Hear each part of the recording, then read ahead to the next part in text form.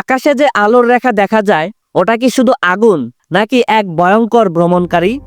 এটা কোনো তারা নয়, এটা হলো এক মহাজাগতিক ভ্রমণকারী, একটি উল্কাপিণ্ড বা মিটিওর। কোটি কোটি বছর ধরে এই ছোট পাথরগুলো ঘুরে বেড়ায় মহাকাশে, গ্রহ, গ্রহাণু আর ধূলিকণার মতো অবশিষ্ট টুকরো হিসেবে। হঠাৎ পৃথিবীর গ্র্যাভিটি তাকে টেনে নেয়, প্রবেশ করে পৃথিবীর বায়ুমণ্ডলে, আর এখান থেকেই শুরু হয় সত্যিকারের রোমাঞ্চ। দ্রুত গতিতে বাতাসের সাথে ঘর্ষণে গরম হতে থাকে, তাপমাত্রা পৌঁছে যায় 1000 ডিগ্রি সেলসিয়াসে।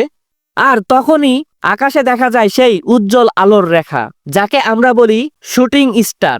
যদিও এটা কোনো তারা নয়, অধিকাংশ মিটিওর পড়ে যায় মাঝপথেই, কিন্তু যেগুলো বেঁচে যায় সেগুলোই মাটিতে পড়ে হয়ে যায় ম্যাটিরয়েড।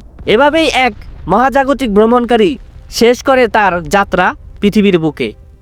আকাশের প্রতিটা আলো বলে এক একটা মহাকাশ ভ্রমণের গল্প।